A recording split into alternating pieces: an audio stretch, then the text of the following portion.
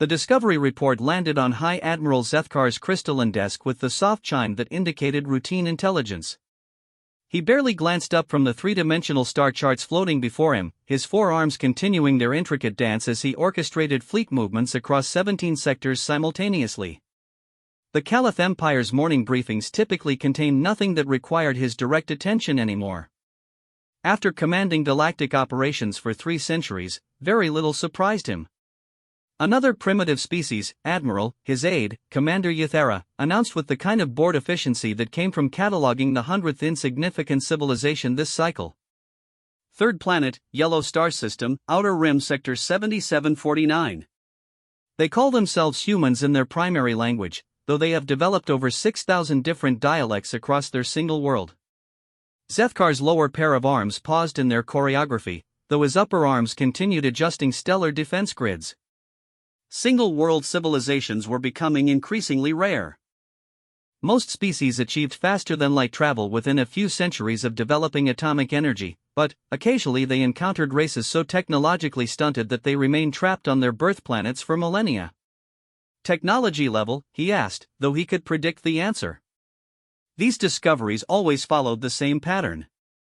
Primitive chemical propulsion for local space travel. They've managed to place a few small outposts on their nearest celestial neighbor, but show no signs of approaching even basic warp theory. Their most advanced weapons are still based on nuclear fission. No evidence of psychic development, genetic enhancement, or quantum manipulation. Yathera's voice carried the slight amusement that junior officers often displayed when discussing such backward species. Intelligence estimates they're at least 2,000 years away from developing technology that could threaten even our oldest defensive installations. The High Admiral finally looked up, his compound eyes focusing on the holographic display that materialized above his desk. The human homeworld rotated slowly, a blue and green sphere marked with the chaotic city lights that indicated uncontrolled population growth and inefficient energy distribution. Their largest vessels, according to the scans, were barely large enough to transport a few dozen individuals and required enormous fuel expenditures to achieve even local orbital velocity. Population? Zethkar inquired, though again, the pattern was predictable. Approximately 8 billion individuals concentrated on the primary landmasses. They've divided themselves into nearly 200 separate political entities and appear to be in a constant state of low-level warfare. Resource distribution is highly inefficient, with vast disparities in technological access between different population centers. Standard projection models suggest they'll either achieve unification within the next 500 years or face ecological collapse within 300. Zethkar's attention was already drifting back to more pressing matters.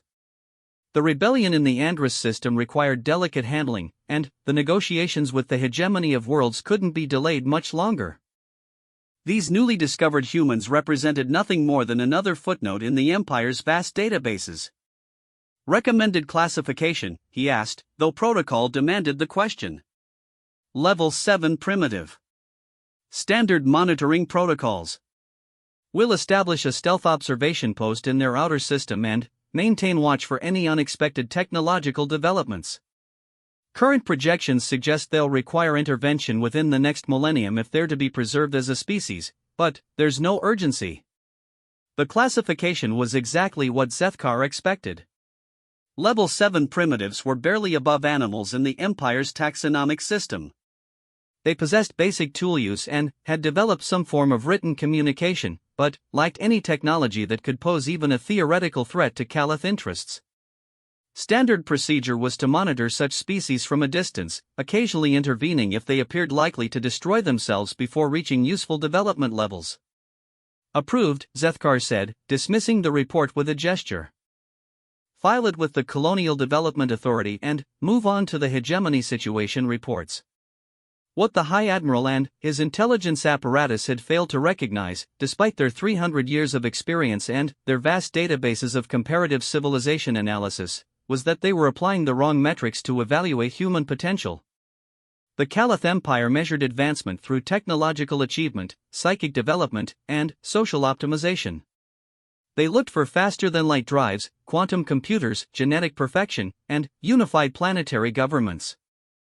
They had not thought to measure stubbornness. 12 light-years away from Zethkar's floating command station, Captain Saracen was experiencing the kind of day that would have been unremarkable in the annals of human space exploration, but which would have horrified any Caliph observer who understood its implications. Her supply ship, the Determination, had suffered a catastrophic systems failure 3 days into what should have been a routine cargo run to the Martian colonies. The main drive had shut down completely. Life support was running on backup power that would last perhaps 18 hours. The communication array had been damaged by the same micrometeorite impact that had crippled the drive systems. By any reasonable assessment, Captain Chen and her crew of 4 should have been preparing for death. Instead, they were debating whether to cannibalize the emergency beacon to boost the failing navigation computer. If we pull the power coupling from the distress transmitter, we might be able to get enough juice to the NAV system to calculate a low-power trajectory home, suggested Lieutenant Martinez, her head buried in an access panel that was never designed to be opened in zero gravity. Course, that means if we screw up the calculation, nobody will ever know what happened to us. Better than sitting here waiting for the air to run out, replied Engineer Thompson, who was somehow managing to weld 2 incompatible components together using a tool improvised from their emergency medical kit. Besides, the odds of anyone picking up our distress signal out here are basically zero anyway. Captain Chen floated near the main console, running calculations on a tablet computer that was designed for inventory management, not orbital mechanics. The numbers weren't encouraging, but they weren't impossible either. With careful power management and, assuming they could jury-rig the navigation system to function, they might be able to achieve a trajectory that would intersect Earth's orbit in approximately 4 months. 4 months on emergency rations meant for 2 weeks, she mused aloud. Well, said Specialist Park from where he was attempting to repair the atmospheric recycling system with spare parts from the food preparation unit, I've been meaning to lose weight anyway. It was the kind of black humor that had sustained human space exploration since the earliest days of chemical rockets. The crew of the Determination was facing almost certain death, armed with nothing but basic tools and an engineering philosophy that could be summarized as, if it's broken, hit it with something until it works, and if that doesn't work, try hitting it with something bigger. The Caliph Empire, in their vast wisdom and experience, had catalogued human technology as level 7 primitive. They had noted the inefficient chemical rockets, the crude computer systems, the complete absence of any quantum or psychic capabilities. What they had not noted, because it fell outside their classification systems entirely, was that humans routinely put themselves in metal cylinders propelled by controlled explosions and considered this a reasonable method of transportation. They had not noted that human space exploration continued despite a failure rate that would have caused any sensible species to abandon the endeavor entirely. They had not noted that humans had established permanent habitations and environments that should have been impossible to survive, using technology that should have been inadequate for the task. Most importantly, they had not noted that when human technology failed, which it did with alarming regularity, humans did not accept defeat. They improvised. They adapted. They turned disaster into adventure and catastrophe into challenge. Captain Chen finished her calculations and looked up at her crew. 4 months was a long time to survive on emergency rations, especially when those rations had been formulated for a maximum of 2 weeks. The power requirements for their improvised navigation system would drain their reserves faster than planned. The jury-rigged life support system was held together with spare parts and hope. Any reasonable person would have activated the distress beacon and hoped for rescue. All right, people, Captain Chen announced. Let's steal some parts and go home. 3 days later, the Determination fired its improvised thruster system and began its long coast toward Earth. The modification had required cannibalizing half their equipment. The navigation computer was running on power borrowed from the emergency beacon, and their life support system was now dependent on components originally designed to heat their food. It should have been impossible. It was exactly the kind of impossible thing that humans did every day, which was why the Caliph Empire's careful classification systems had completely failed to identify them as anything other than primitives who would likely destroy themselves long before developing any useful technology. Meanwhile, in the depths of space, the Empire's monitoring station continued its passive observations, dutifully recording the radio transmissions, energy signatures, and flight patterns that would be compiled into regular reports filed away in vast databases. The observers noted the apparent technical failure of the determination and predicted its crew would likely perish, which would be unfortunate but hardly surprising given the primitive nature of human space technology. They did not think to wonder why a species with such unreliable technology continued using it. They did not think to ask what kind of mentality would voluntarily enter a metal tube powered by controlled explosions and consider it perfectly normal. They did not think to consider what it meant that humans regularly attempted things that should have been impossible with technology that should have been inadequate.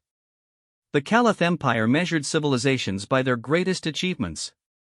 They looked for the most advanced technology, the most sophisticated scientific theories, the most elegant solutions to complex problems.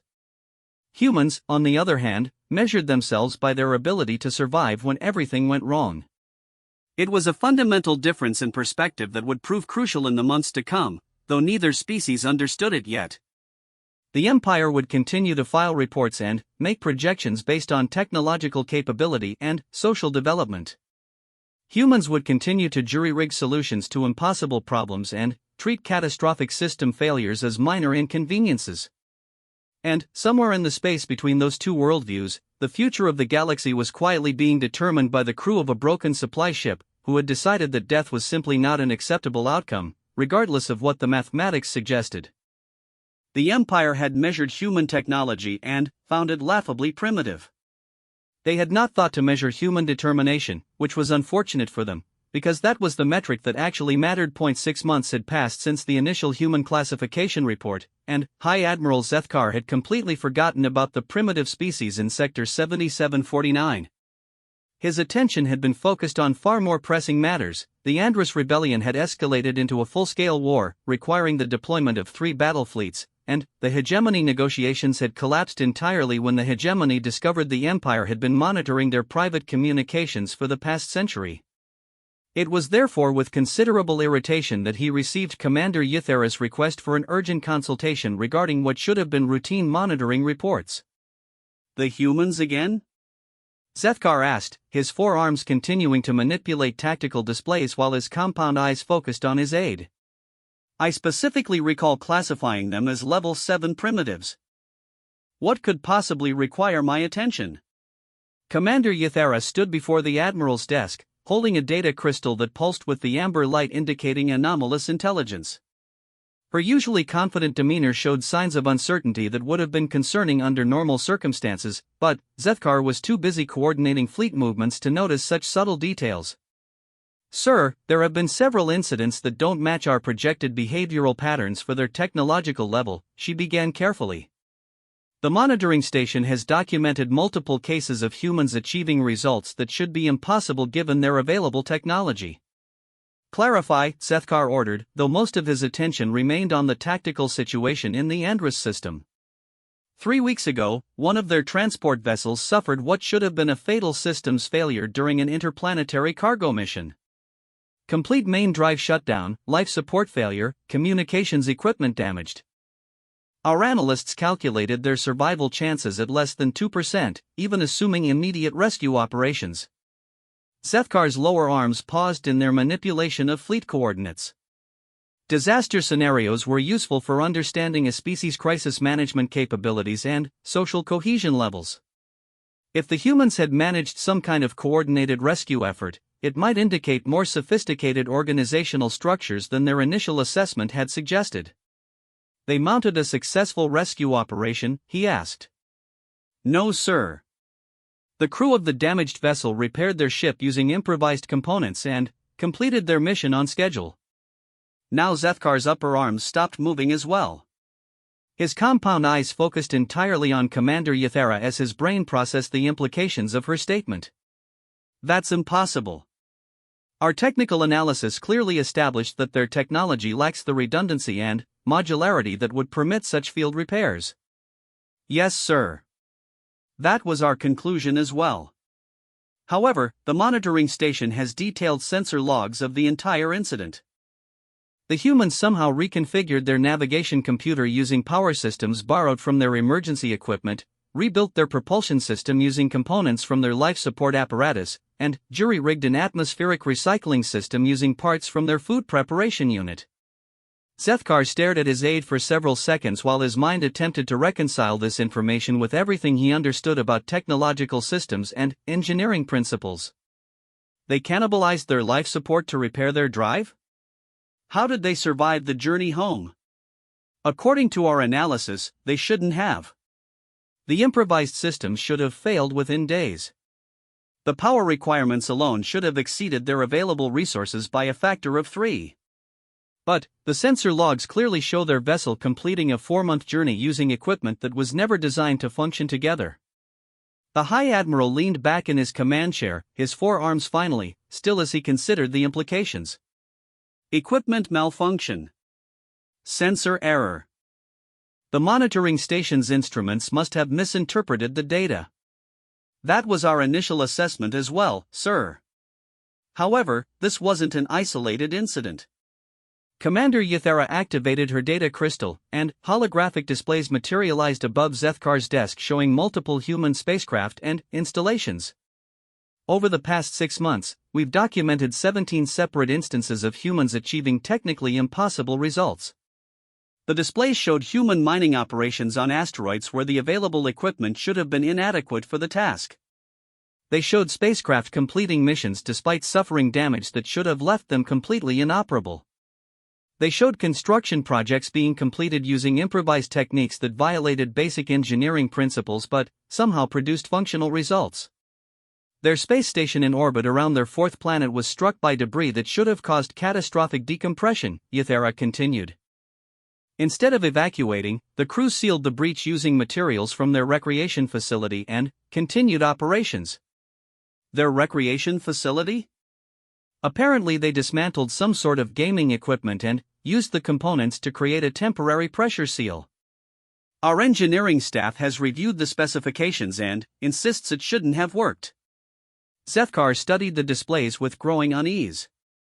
The Caliph Empire had encountered thousands of species at various technological levels, and their classification systems had proven remarkably accurate over the centuries. Level 7 primitives simply did not perform technical miracles. They lacked the knowledge, the tools, and the materials to achieve results beyond their technological parameters. What do our xenobiologists conclude about human physiology? He asked.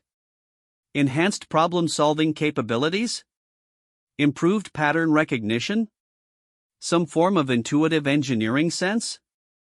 Standard carbon-based neural architecture, sir. Brain structure is actually somewhat primitive compared to most tool-using species.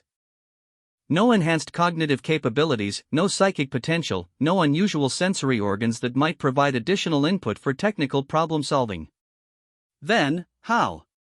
Commander Yathera hesitated before responding, and Zethkar noticed for the first time that his aide appeared genuinely puzzled rather than merely uncertain. Sir, our analysts have been unable to develop a satisfactory explanation. The humans appear to achieve impossible results through what can only be described as sheer refusal to accept failure. Clarify. When their technology fails, they don't follow standard protocols. They don't accept the limitations of their equipment or the laws of physics as we understand them. They simply keep trying different approaches until something works. Our behavioral psychologists describe it as a form of technological stubbornness that borders on irrationality. Zethkar's compound eyes began rotating independently as he processed this information, a nervous habit that indicated deep concentration. Are you telling me that this species achieves impossible results through persistence alone? That appears to be the case, sir. They attempt solutions that shouldn't work, and somehow make them work anyway. They combine equipment in ways that violate basic compatibility requirements, and the combinations function despite all engineering logic. They repair critical systems using materials that have no business being used for such purposes, and the repairs hold long enough to complete their missions. The High Admiral stood and walked to the observation port that provided a view of the fleet assembly area beyond his command station. Dozens of Caliph vessels moved through their formations with the precise choreography that exemplified the Empire's technological mastery. Every component had been designed for maximum efficiency and reliability. Every system included multiple redundancies and fail-safes. Every procedure had been refined through centuries of experience and optimization. It was impossible to imagine any Caliph crew attempting to repair their navigation system using power borrowed from their emergency beacon, or patching hull breaches with gaming equipment, or rebuilding critical life support using food preparation components. Such actions would be irrational, dangerous, and ineffective. Have we missed something in our initial analysis? Zethkar asked finally.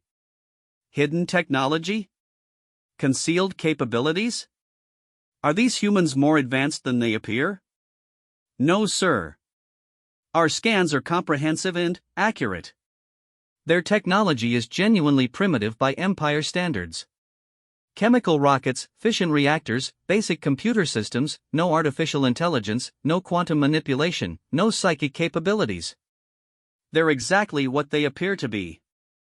Then, how do they achieve impossible results with inadequate technology? Commander Yathara consulted her data crystal again. According to our behavioral analysis, humans appear to have developed what our psychologists term aggressive problem-solving protocols.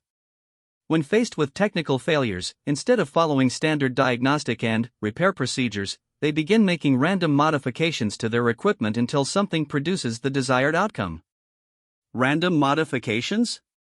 That should result in catastrophic failures. Yes, sir. It should.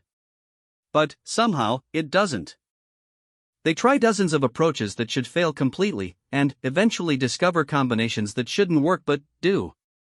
Zethkar turned away from the observation port and fixed his aide with all four of his compound eyes. Are you seriously telling me that this species has developed a technological philosophy based on random experimentation? Not exactly random, sir.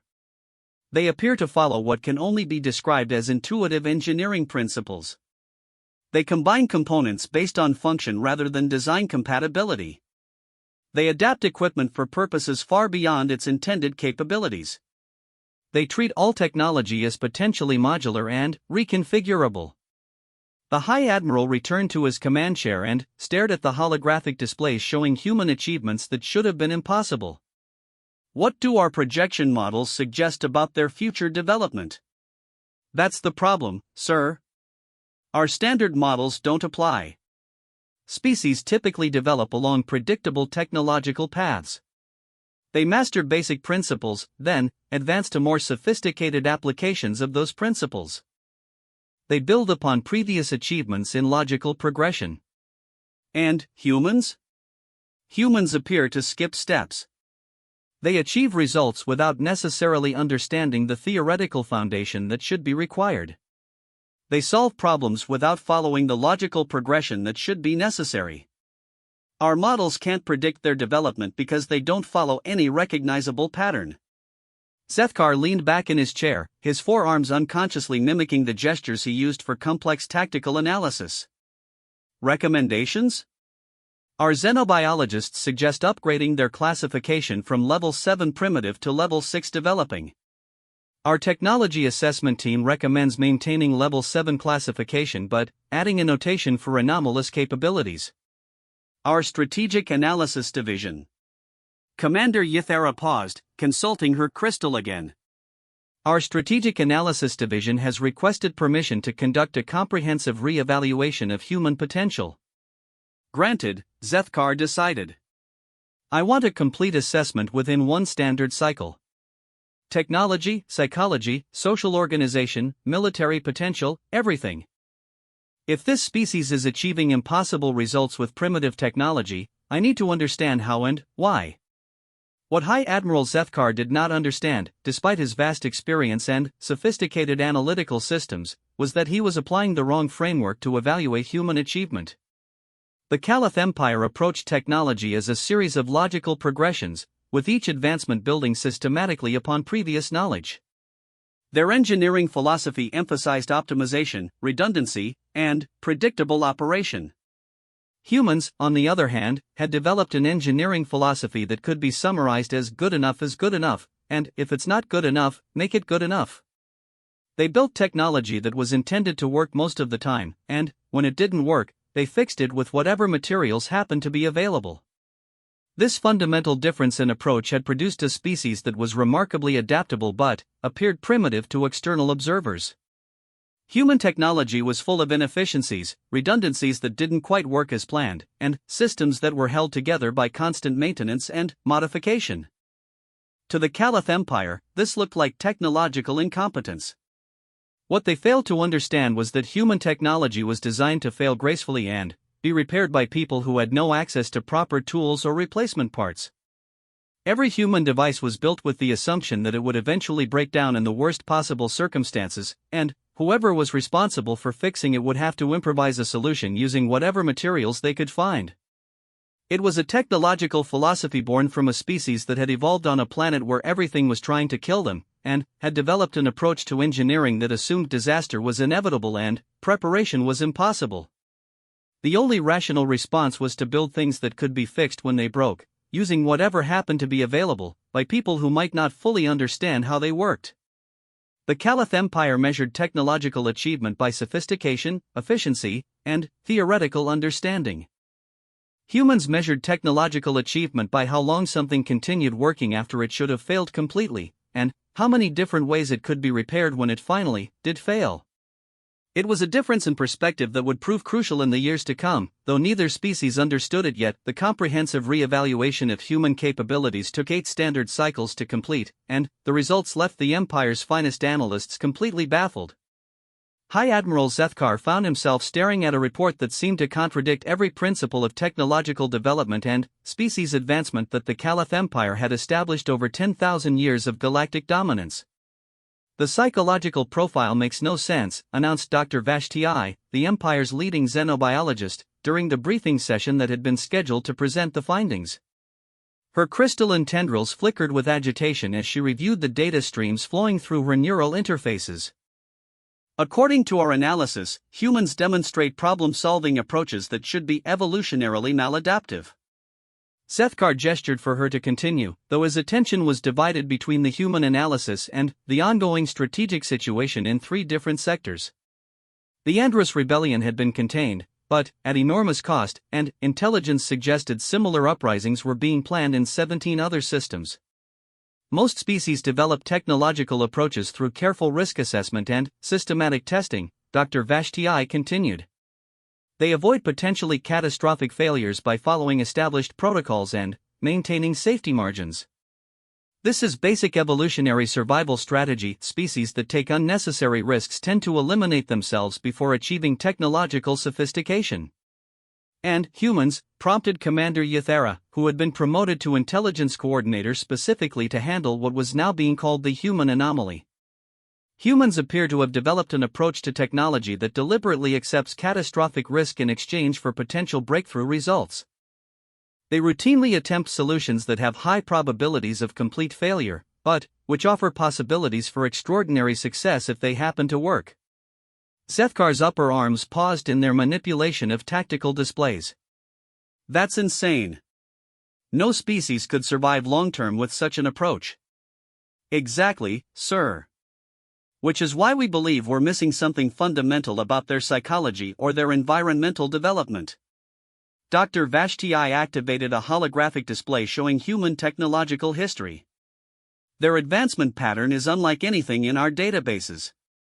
They make enormous leaps followed by periods of apparent stagnation, then, suddenly, achieve breakthroughs that should have required centuries of systematic development.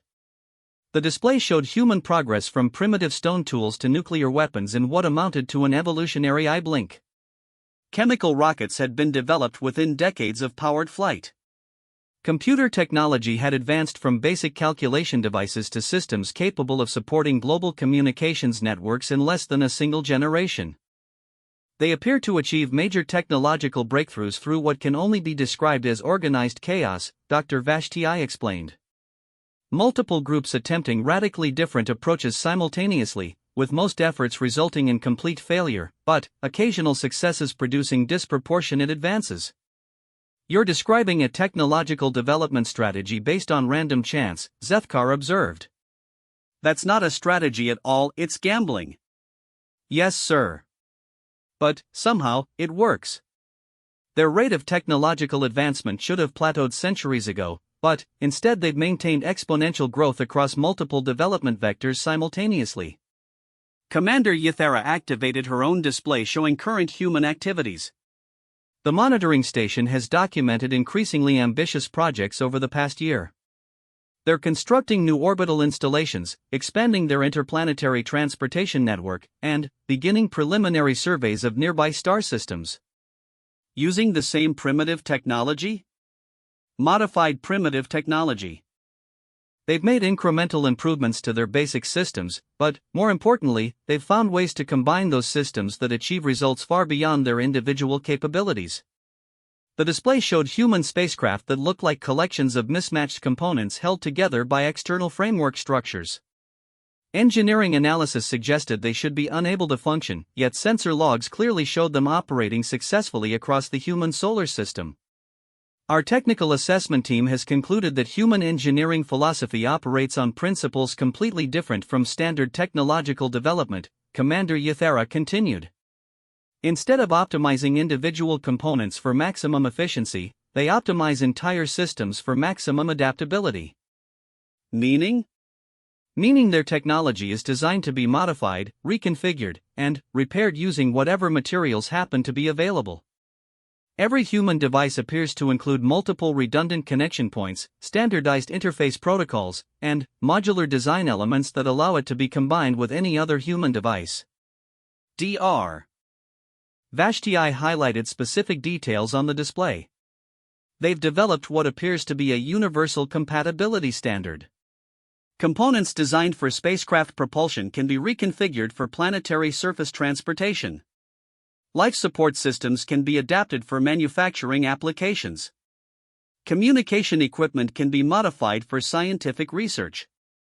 Zethkar studied the images with growing unease. The Caliph Empire achieved technological excellence through specialization and optimization. Every component was designed for maximum performance in its intended application. The idea of deliberately building suboptimal equipment that could be used for multiple purposes seemed fundamentally wasteful. What are the strategic implications? He asked. Unknown, sir, Commander Ythera admitted.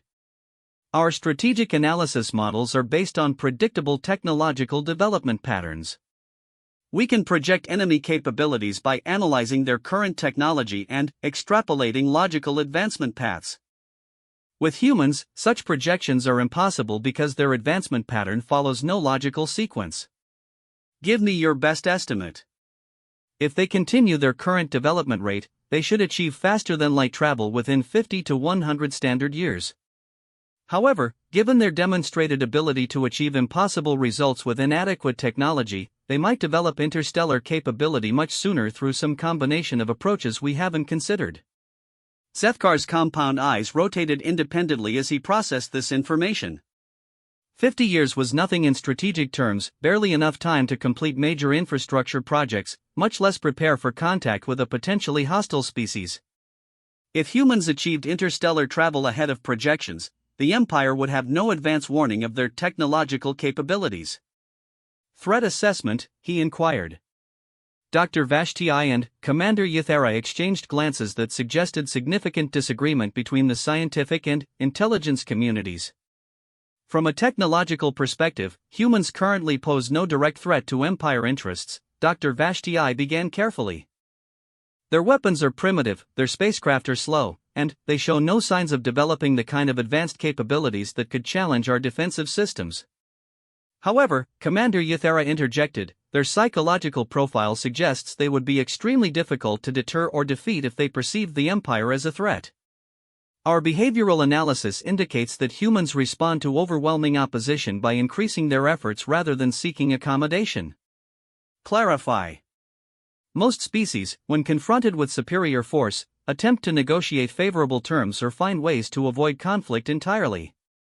Humans appear to respond to superior force by looking for weaknesses to exploit and developing asymmetric responses. Commander Ythera activated a new display showing human historical conflicts. Their military history demonstrates a consistent pattern of smaller forces defeating larger opponents through unconventional tactics, technological innovation, and what can only be described as strategic stubbornness. The examples were numerous and troubling. Human armies had repeatedly achieved victories against numerically superior enemies by using terrain advantages, weather conditions, and improvised weapons. Naval forces had won battles by adapting merchant vessels for military use. Air forces had achieved air superiority using aircraft designed for completely different purposes. They don't follow standard military doctrine, Commander Yathera explained. When conventional tactics fail, they invent new approaches.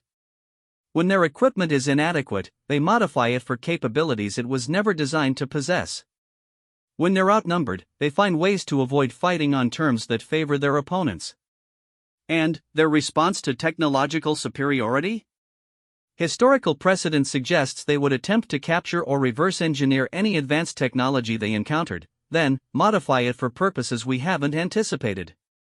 Zethkar leaned back in his command chair, his forearms finally still as he contemplated the implications. The Empire had dealt with aggressive species before, but they typically followed predictable patterns. Species with superior technology attempted direct confrontation. Species with inferior technology sought alliance or avoided contact entirely. Humans appeared to represent something completely different, a species that would neither seek accommodation nor accept defeat, but would instead attempt to turn the Empire's own advantages against them through approaches that couldn't be anticipated or countered using conventional strategic planning. Recommendations? Zethkar asked.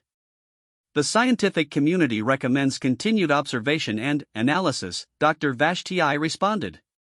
We believe humans represent a unique evolutionary development that could provide valuable insights into alternative technological advancement patterns.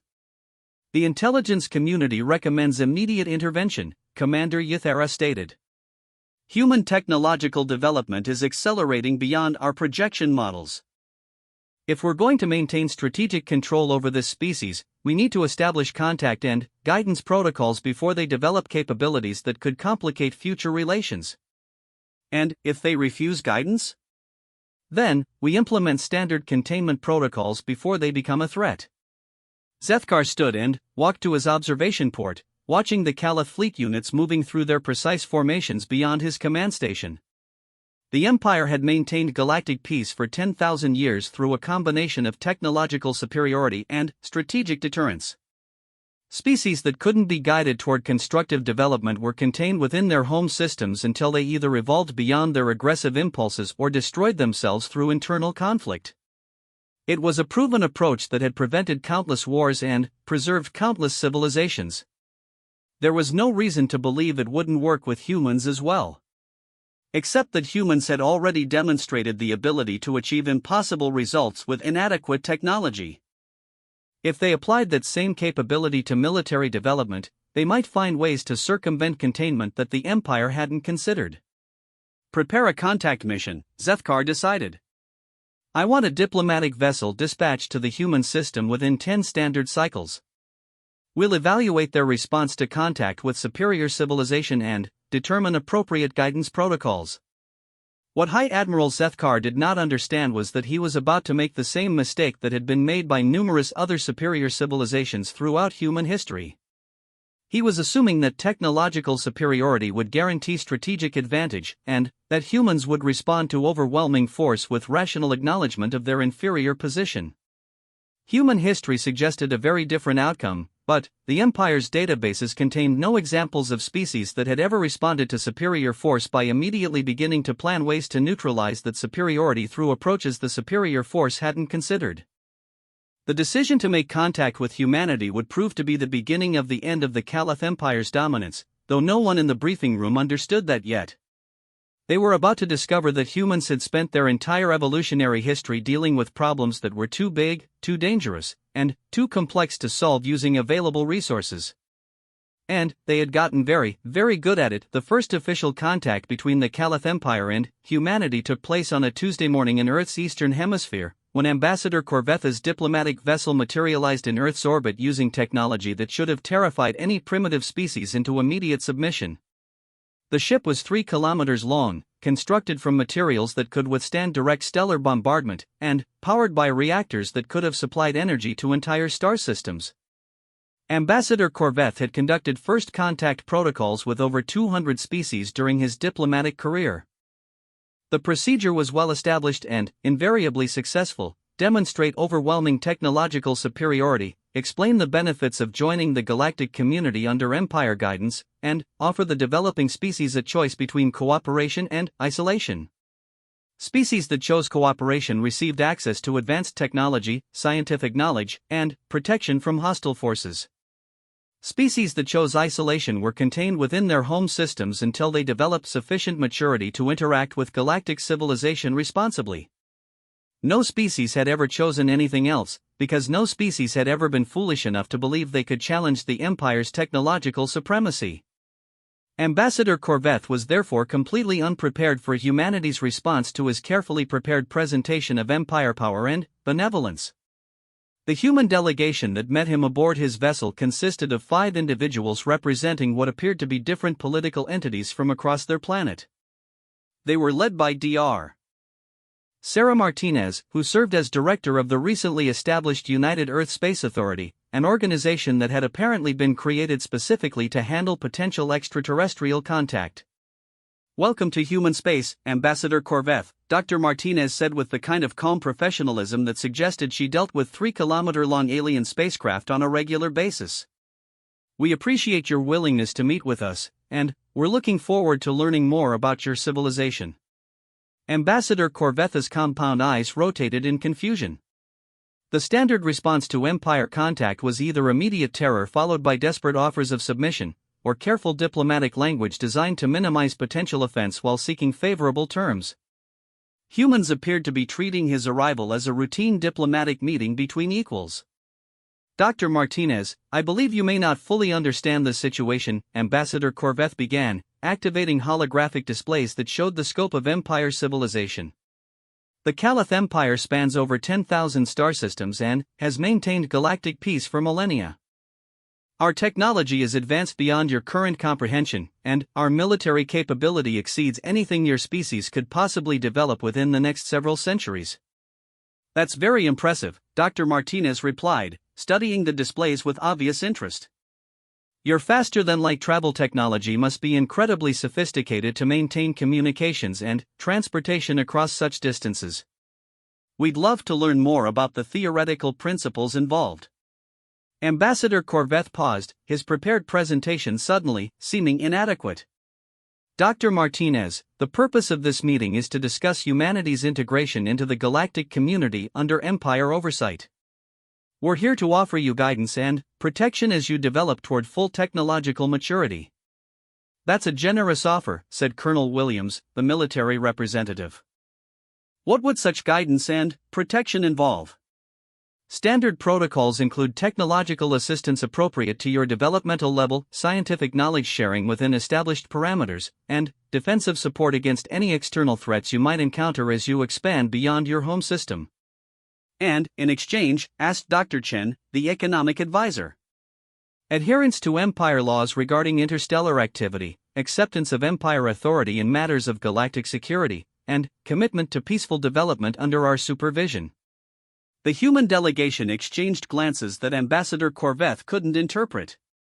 In his experience, primitive species either immediately accepted such generous terms or began desperate negotiations to improve their position before inevitable acceptance.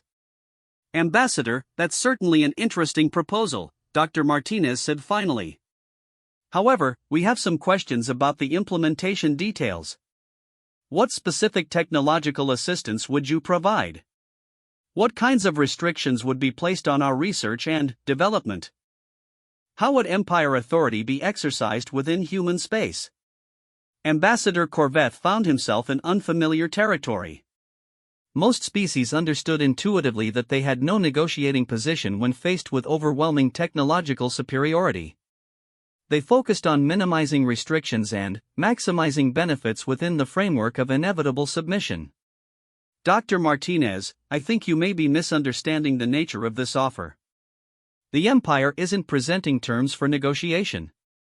We're explaining the standard protocols for primitive species integration. These protocols have been successfully applied to hundreds of civilizations throughout galactic history." "I see," Dr. Martinez replied. "And what happens if a species decides the protocols don't meet their needs?" Such species are provided with isolation protocols that allow them to develop within their home systems until they achieve sufficient maturity for responsible galactic interaction. Isolation protocols? Defensive barriers that prevent potentially dangerous species from expanding beyond their home systems until they've demonstrated commitment to peaceful coexistence. Colonel Williams leaned forward slightly. When you say defensive barriers, are you referring to military blockades? Containment systems designed to prevent interstellar travel by species that haven't accepted Empire guidance. Such systems are maintained for the protection of both the isolated species and the galactic community as a whole. The human delegation exchanged another series of glances that Ambassador Corveth was beginning to recognize as some form of silent communication. It was exactly the kind of primitive behavior he expected from a species that hadn't yet developed proper psychic communication protocols. Ambassador, we appreciate your explanation of Empire policies, Dr. Martinez said. Would it be possible for our delegation to return to Earth to discuss these proposals with our respective governments? We'll need some time to consider the implications and prepare an appropriate response. Of course. Standard procedure allows for a consultation period of up to one standard cycle. However, I should mention that the Empire requires a definitive response within that timeframe. Indefinite delay isn't consistent with orderly galactic administration. Understood. We'll contact you within 30 days with humanity's official response. Ambassador Corveth watched the human shuttle depart from his vessel with a growing sense of unease. The meeting hadn't followed any of the established patterns for first contact with primitive species. Humans had shown neither appropriate fear of Empire technology nor gratitude for Empire generosity. They had asked detailed questions about implementation rather than focusing on benefit maximization. Most troubling, they had requested time to consider proposals that should have been obviously beneficial to any rational species. Ambassador Corveth began composing his report to High Admiral Zethkar with considerable uncertainty about what to include. In 3 centuries of diplomatic service, he had never encountered a species that treated contact with a vastly superior civilization as a routine business negotiation requiring careful consideration of terms and conditions. Meanwhile, on Earth, the human delegation was engaged in the most intensive strategic planning session in the species' history. Within hours of returning from the diplomatic meeting, representatives from every major government, military organization, and scientific institution on the planet had been assembled in secure facilities to analyze the implications of first contact with an interstellar empire. The situation is straightforward, General Torres announced during the emergency session of the Global Strategic Council. We're dealing with a technologically superior force that's offering us 2 choices, submission or isolation. Neither option allows for continued human independence. Their technology is certainly impressive, admitted Dr. Patel, the chief physicist. The power requirements for their faster-than-light drive must be enormous, and their materials science is clearly centuries beyond our current capabilities. However, interjected Dr. Kim, the systems analyst, their social and political structure appears to follow traditional imperial patterns. Centralized authority, standardized procedures, predictable responses to challenges. We've dealt with empires before. President Chen reviewed the preliminary analysis reports that had been distributed to the council members. Options assessment? Military resistance is currently impossible, Colonel Williams reported. A single one of their vessels could probably destroy our entire space-based infrastructure without taking significant damage. Ground-based resistance would be more feasible, but ultimately futile against opponents who control orbital space. Economic leverage is minimal, added Director Brooks from the Trade Council. They're offering us access to technologies that would advance our civilization by centuries. We have nothing they appear to need or want in exchange. Political negotiation appears limited, Dr. Martinez continued. Their ambassador made it clear that empire policies aren't subject to modification based on individual species preferences. We're expected to accept standard integration protocols that have been successfully imposed on hundreds of previous civilizations. The council chamber fell silent as the assembled representatives considered the implications. Humanity had spent its entire history dealing with challenges that appeared insurmountable, but they had always involved other humans or natural forces that operated according to understood principles. This was the first time they had encountered an external threat with capabilities so far beyond human technology that conventional resistance seemed impossible. Alternative approaches? President Chen asked. We could attempt to develop countermeasures, suggested Dr. Yamoto from the Advanced Research Division. Their faster-than-light technology must have limitations we could exploit. Their materials might be vulnerable to specific types of damage. Their social structure might have weaknesses we could target. Timeline for effective countermeasures? Unknown. We're starting from complete ignorance of their technological base. Could be decades, could be centuries. Or we could buy time, suggested Director Nash from Intelligence Services. Accept their integration protocols temporarily while we develop capabilities they haven't anticipated. Work within their system until we're ready to work outside their system. General Torres shook his head. Integration protocols would include oversight of our military development and restrictions on our research activities. They're not going to let us develop technologies that could threaten their control. Unless we develop such technologies without their knowledge, Dr. Martinez pointed out. Their oversight would focus on preventing us from developing capabilities they know about. They might not notice us developing capabilities they've never encountered before. President Chen looked around the chamber at the assembled representatives of human civilization. Are we seriously considering resistance against an interstellar empire? We're seriously considering remaining human, General Torres replied. Integration under empire authority means accepting permanent subordinate status. Isolation means abandoning any possibility of expanding beyond Earth. Neither option preserves human independence. The alternative is war against opponents with technology centuries beyond our own. The alternative is doing what humans have always done when faced with impossible challenges, Dr. Martinez said quietly. We find approaches that nobody else has tried, using resources that nobody else considered, to achieve results that nobody else thought were possible. The council chamber fell silent again as the assembled representatives considered the implications of that statement. Human history was filled with examples of impossible victories achieved through unconventional approaches, but those victories had always been against other humans or natural forces operating within understood limitations. This would be different. This would be humanity against an empire that had conquered the galaxy using technology that seemed indistinguishable from magic. Recommendations? President Chen asked finally. We tell them we need more time to consider their generous offer, Dr. Martinez replied.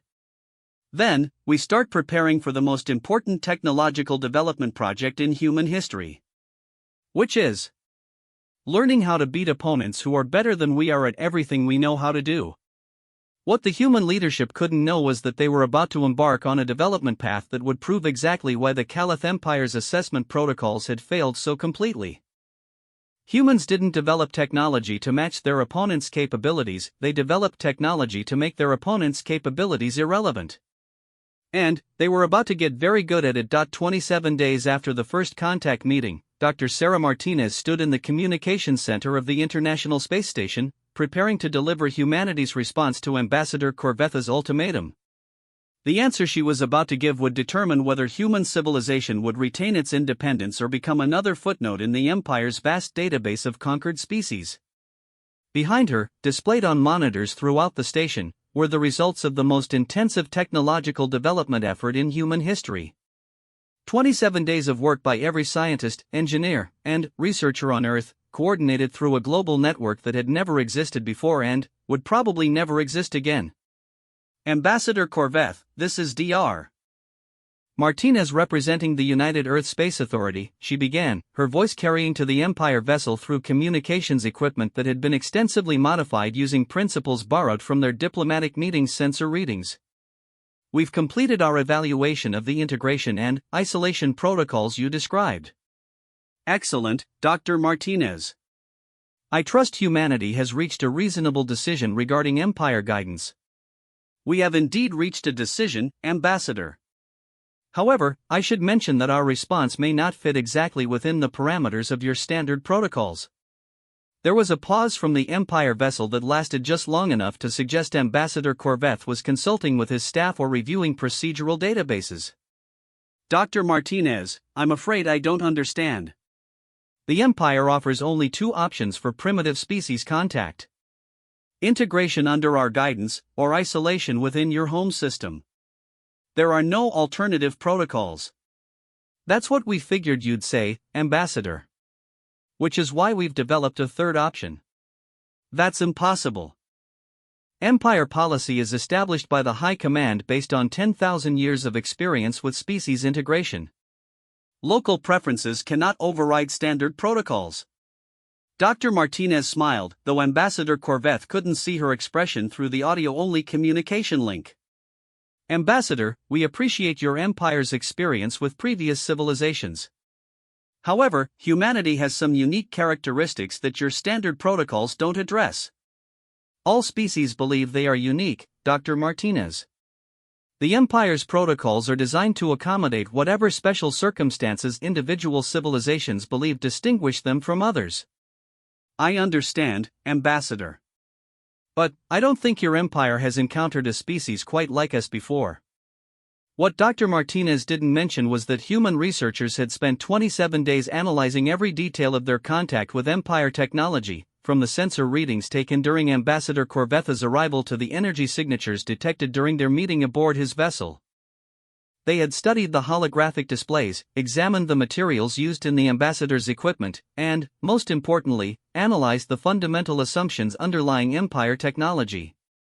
What they had discovered was that the Caliph Empire's technological supremacy was based on principles of optimization, efficiency, and predictable operation that made their systems incredibly powerful but also surprisingly vulnerable to approaches they hadn't anticipated. Dr. Martinez, humanity's response to Empire contact is required within the next 3 days. I urge you to select either integration or isolation protocols rather than pursuing impossible alternatives. Ambassador, we've selected our response. Humanity chooses independence. Independence is not an available option. Actually, Ambassador, it is. We've just made it available. Throughout the solar system, the results of humanity's 27-day technological revolution began to manifest. Modified satellites in Earth orbit activated systems that shouldn't have existed but did. Spacecraft throughout the inner system began broadcasting signals using frequency ranges that shouldn't have been accessible to human technology but were. Research stations on Mars and the outer planets initiated procedures that violated several fundamental laws of physics but worked anyway.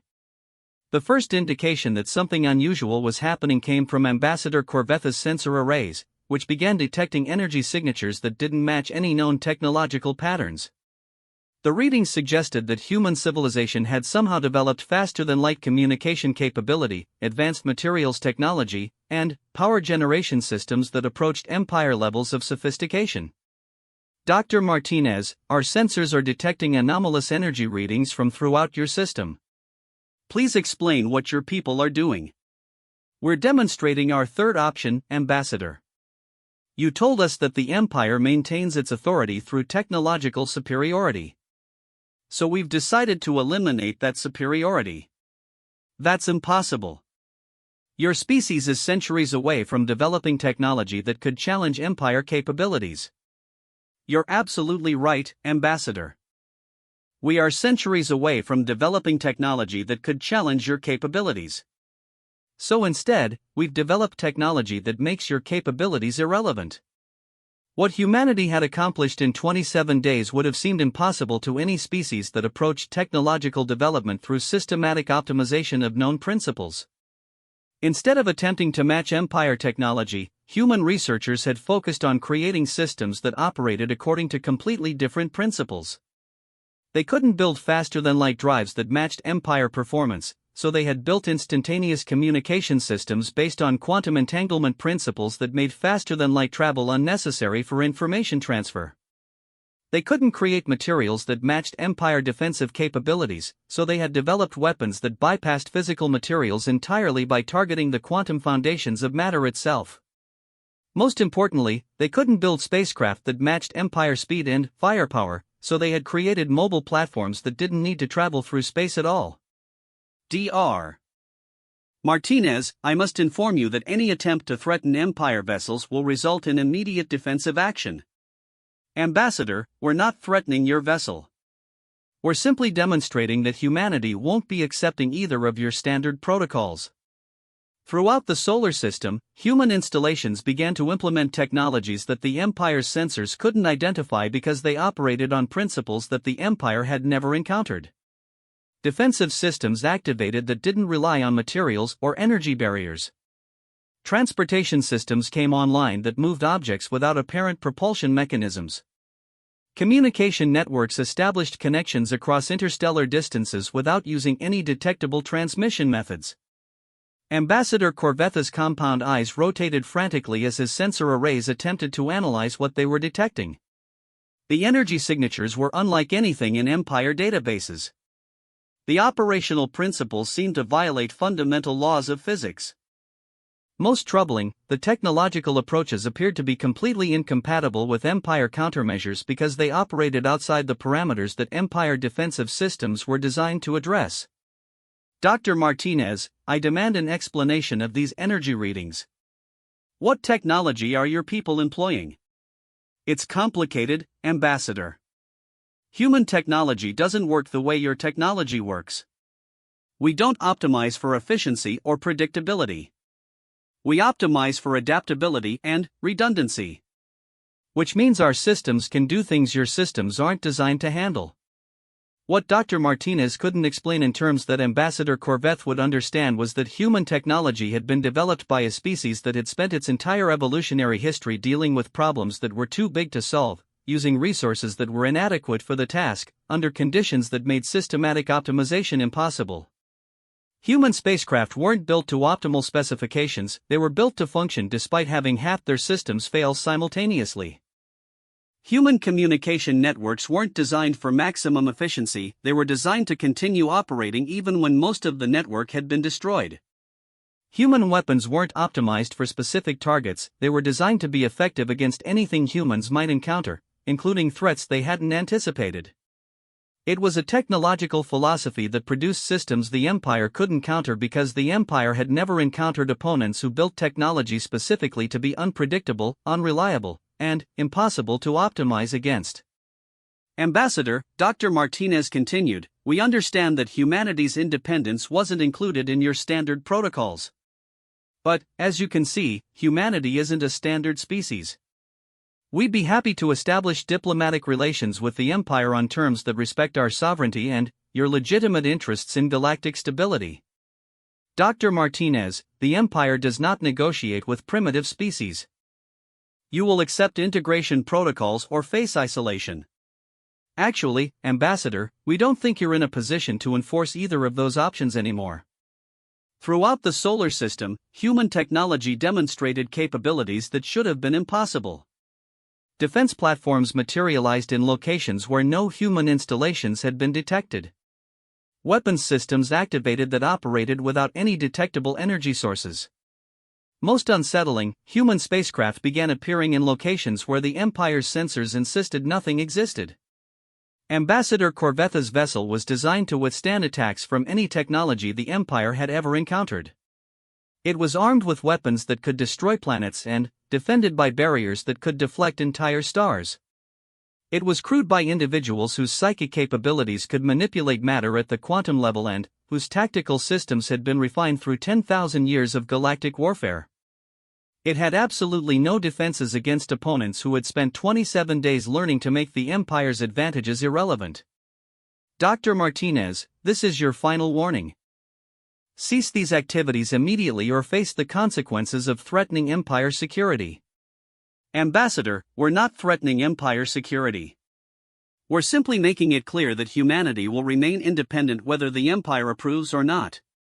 We're offering to establish peaceful relations on terms of mutual respect.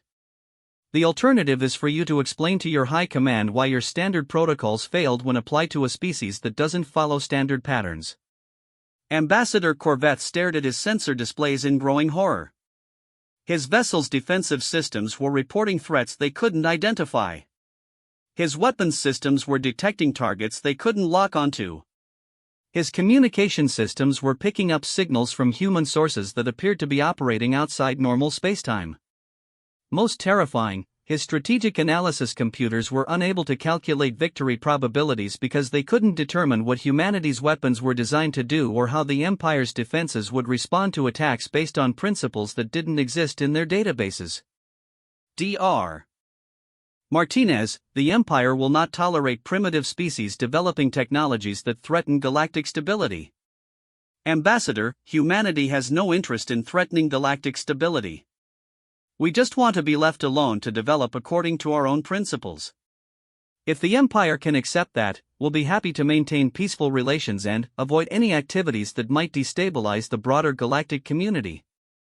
What Ambassador Corveth was experiencing was the Empire's first encounter with a species that had solved the fundamental problem of asymmetric warfare: how to make superior technology irrelevant by operating according to completely different principles than those the superior technology was designed to address. The Caliph Empire had conquered the galaxy by developing technology that was better than anything their opponents possessed. Humans had avoided conquest by developing technology that made better and meaningless concept. I will need to consult with the High Command, Ambassador Corveth announced finally, his voice carrying undertones of uncertainty that hadn't been present in 3 centuries of diplomatic service. Of course, Ambassador.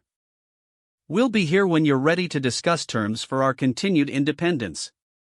Ambassador Corveth's vessel departed the human system 3 hours later, carrying sensor logs that would require extensive analysis by the Empire's finest technical specialists. The energy signatures alone would keep Empire scientists busy for decades, and the strategic implications would revolutionize the Empire's approach to species integration. What Ambassador Corveth didn't realize was that he was carrying back to the Empire the evidence that would ultimately lead to the transformation of galactic civilization itself.